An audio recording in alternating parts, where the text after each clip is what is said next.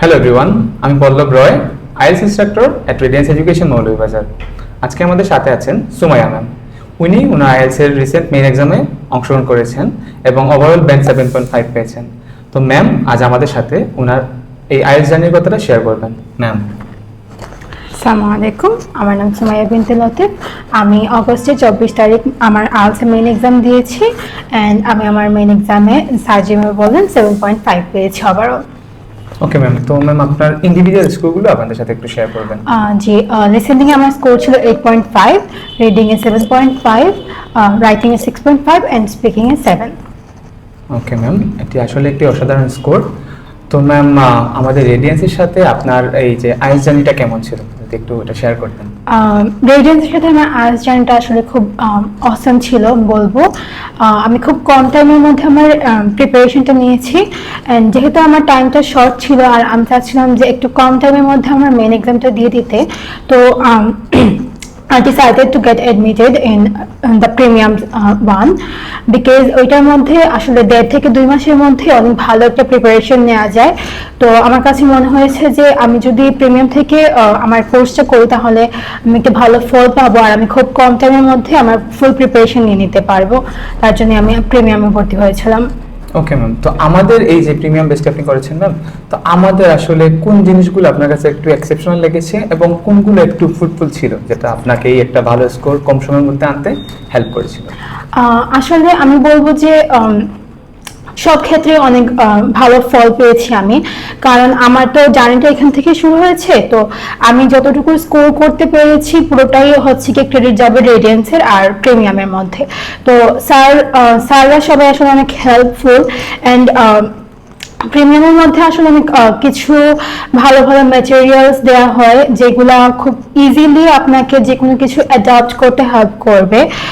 Writing এর ক্ষেত্রে দেখা যায় যে টাস্ক 1 এন্ড টাস্ক 2 বোথ খুব বেশি একটা কমপ্লিকেটেড করা হয় না, ইজি ওয়েতে বাট একটা স্ট্যান্ডার্ড ওয়েতে আমাদেরকে শেখানো হয় যে কিভাবে রাইটিংটা লেখা যায়। তারপর হচ্ছে গিয়ে টাস্ক 2 এর ক্ষেত্রে আইডিয়া ডেভেলপের যে ব্যাপারটা, আইডিয়া ডেভেলপমেন্টটা খুব ভালো করে আমাদেরকে বোঝানো হয় যে কিভাবে আইডিয়া ডেভেলপ করলে আমরা খুব ইজি ওয়েতে টাস্ক 2টা লিখতে পারবো। দেন কিছু হচ্ছে গিয়ে গ্রামাটিক্যাল রেঞ্জের যে ব্যাপার থাকে, কিছু স্ট্যান্ডার্ড গ্রামাটিক্যাল ইউসেজ করে একটা ভালো সেন্টেন্স লেখা, কমপ্লেক্স কম্পাউন্ড যে সেন্টেন্সগুলো আছে মানে কিভাবে ওভার কমপ্লেক্স না করে কমপ্লেক্স সেন্টেন্সগুলো লেখা যায় যাতে আমাদের খুব ইজি ওয়েতে আমরা টাস্ক 2টা লিখতে পারি অ্যান্ড একজন এক্সামিনারের কাছে পড়তে মনে হয় যে না ওকে এটা খুব সুন্দর ওয়েতে ভালোভাবে ডেভেলপ হয়ে গেছে, আমাদের আইডিয়াগুলো যেন খুব ক্লিয়ার থাকে। আমার ব্যাচের ইনস্ট্রাক্টর ছিলেন পল্লব স্যার অ্যান্ড আমি অলওয়েজই যে কোনো প্রবলেমের জন্য আমি যখনই আসতাম আসলে পল্লব স্যারের কাছ থেকে বলি আর অন্য কোন যে কোনো ইনস্ট্রাক্টরের কাছ থেকে বলি, আমরা অলওয়েজ ইনস্ট্যান্ট ফিডব্যাক পাইতাম যে না আপনি এরকম করলে পারবেন ওইরকম করলে পারবেন। তো আমার কাছে মনে হয়েছে যে ওই জিনিসটা আসলে রাইটিং এর জন্য খুবই ইম্পর্টেন্ট যে রেগুলার ফিডব্যাক, যে কিভাবে কি করলে কি সমস্যা হচ্ছে, কোথায় কি ইমপ্রুভ করা উচিত, এগুলা রাইটিং এর জন্য খুবই ভালো একটা দিক হয়ে দাঁড়ায় সবার ক্ষেত্রেই। তো এটা খুব ভালো একটা জিনিস ছিল। তারপর আমি যদি লিসেনিং এর জন্য বলি তাহলে লিসেনিং আসলে শুরু থেকে আমার খুব পছন্দের একটা মডিউল ছিল। আমি বলবো ফার্স্ট থেকে আমার খুব বেশি যে ডিফিকাল্ট মনে হয়েছে ওইটা না, কিন্তু একটা 8-9 লেভেলের স্কোর পাওয়ার জন্য তো অবশ্যই ওই লেভেলের কিছু মানে স্ট্র্যাটেজিস লাগে। তো ওইটা আমি প্রিমিয়াম থেকে পেয়েছি। ওনারা যেই ম্যাটেরিয়ালসগুলো আমাদেরকে প্রোভাইড করেছেন, তারপর specially MCQ and box matching, ওই দুটো হচ্ছে গিয়ে লিসেনিং এর সব থেকে ডিফিকাল্ট পার্ট আমি বলবো। তো খুব ইজি ওয়েতে কিভাবে এমসিকিউ ক্যাচ করা যেতে পারে, দেন বক্স ম্যাচিং এর থিম বোঝা, ওইগুলা সবকিছু খুব ইজিলি আমাদেরকে বোঝানো হয়েছে, যেটার কারণে আসলে এমসিকিউ আমার কাছে মনে হয়েছে যে খুব ইজি হয়ে গেছিল আমার জন্য and ultimately I got a আলহামদুলিল্লাহ got a good score in listening. তারপর যদি আমি রিডিং এর কথা বলতে চাই, তাহলে রিডিং আসলে আমাদেরকে একদম ফার্স্ট থেকে ইন্ট্রোডিউস করানো হয়েছে যে রিডিংটা কিভাবে হয়, আসলে রিডিং জিনিসটা কি, আমাদেরকে কি কি বুঝতে হবে রিডিং এর জন্য, ভোকাবুলারিতে ফোকাস করা, তারপর হচ্ছে গিয়ে প্যাসেজের থিম বোঝা, এই সবকিছুই আমাদেরকে একদম ফার্স্ট থেকে ইন্ট্রোডিউস করার কারণে যখন রিডিংটা শুরু হয়েছে তখন মনে হয়েছে যে আসলে রিডিং এত ডিফিকাল্ট কোনো কিছু না, আমরা যদি একটু এফোর্টস দিই তাহলে বুঝে ফেলবো। তারপর আলাদা আলাদা কোয়েশ্চেন টাইপের জন্য আলাদা আলাদা করে স্ট্র্যাটেজি প্রোভাইড করা হয়েছে। এইটা যদি আপনি এই অ্যাপ্রোচে যান তাহলে আপনি খুব ইজিলি ক্যাচ করতে পারবেন। তো ওই অ্যাপ্রোচেস গুলো আসলে খুব ইম্পর্টেন্ট। আপনি তো বুঝলেন ঠিক আছে, বাট আমাদের তো সবারই একটা স্ট্র্যাটেজি লাগে। তো ওই স্ট্র্যাটেজিস গুলো আসলে সিম্পল বাট খুব ইম্প্যাক্টফুল আমার কাছে মনে হয়েছে।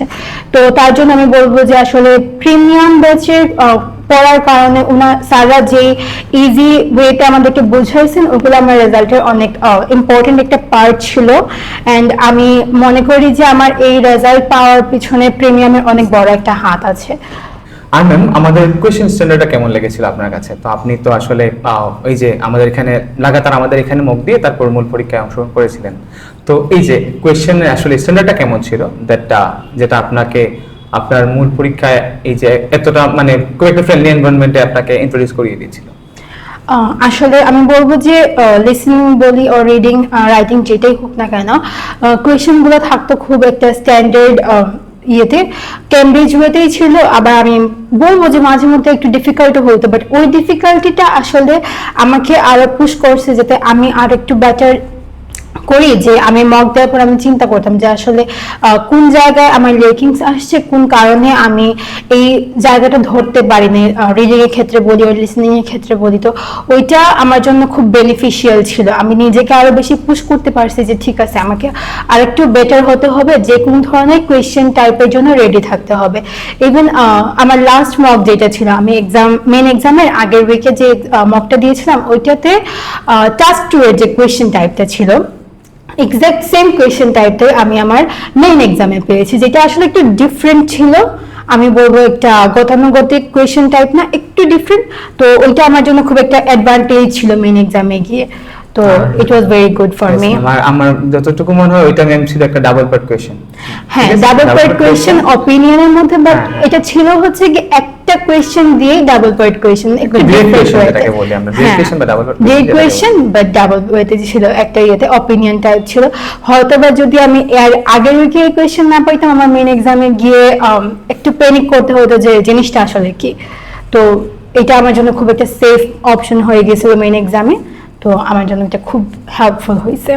ওকে ম্যাম, তো আসলে আপনার যে score 7.5 is not a piece of cake for everyone. Okay, so কেউ যদি কম সময়ে একটা ভালো স্কোর করতে চায় তার জন্য আপনার সাজেশন কি থাকবে?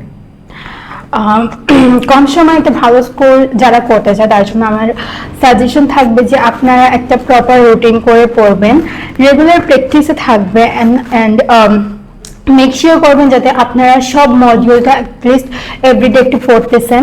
অ্যান্ড আমি লাস্ট টাইম আসলে অবশ্যই সাজেস্ট করবো যে আপনারা রেডিন্স এডুকেশনের প্রিমিয়াম ব্যাচে এডমিশন নিতে পারেন। যেহেতু আমি অনেক ভালো রেজাল্ট পেয়েছি এখান থেকে, তো আমি বলবো যে ইনশাল্লাহ আপনারা সবাই পাবেন এখান থেকে একটা ভালো রেজাল্ট। ওনারা আসলে মানে আমাদের পিছনে যেরকম এফোর্টস দেন ওইটা আমাদেরকে পুশ করে যে আমরা যাতে ভালো করে পড়ি এন্ড একটা ভালো রেজাল্ট আনতে পারি। তো এটা একটা ভালো, খুবই ভালো একটা জিনিস আমার কাছে মনে হয়েছে। তো আপনারা ওইটা করতে পারেন, ইনশাআল্লাহ আপনারা একটা ভালো রেজাল্ট পাবেন আমার মতো। Okay ma'am, congratulations again. Thank you sir. And all the best for your upcoming days. Thank you. Thank you.